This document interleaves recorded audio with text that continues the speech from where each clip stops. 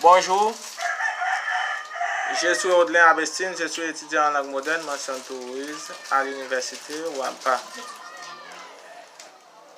Aujourd'hui, je vais commenter sur ce sujet, la maîtrise de la voix et la communication, une relation très étroite. Comment est perçu l'impact de la voix comme outil de communication en français? À mon avis, pour faire percer l'impact de la voix comme outil de communication en français, dans la voix, il y a avoir l'intention de pouvoir d'émettre.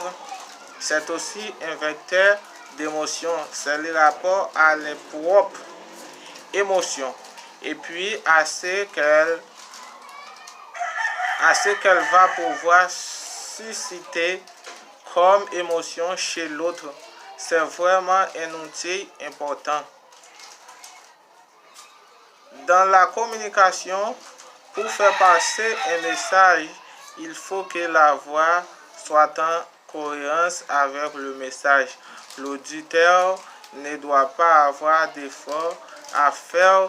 Si l'auditoire a des efforts à faire pour l'écouter, il ne va pas tenir le temps.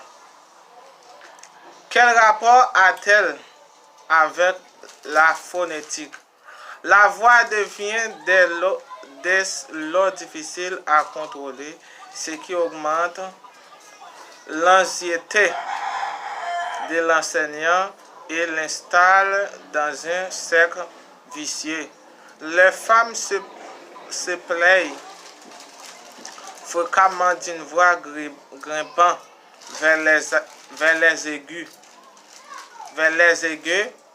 Les hommes ont l'impression d'une voix de plus en plus sourde, menaçant de s'éteindre.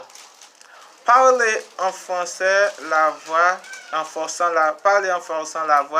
en criant ne résout rien et aggrave la situation. En fait, la grande majorité des enseignants ne savent pas utiliser sa voix. Au départ, ceci est lié à des problèmes physiologiques, même mécaniques. Savoir bien respirer, adopter une bonne posture, être bien ancré au sol quand on parle, bref, faire son travail d'orateur dans le confort. Les profs sont-ils formés à ceci?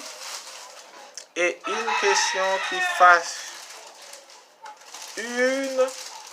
Par contre, la prévention se développe et c'est heureux, les profs se sentent moins isolés et moins fautifs. Comment peut-on maîtriser sa voix pour améliorer la prononciation? On peut maîtriser sa voix pour améliorer la prononciation en veillant à inspirer et à expirer avec fluidité. Prenez votre temps pour vous exprimer.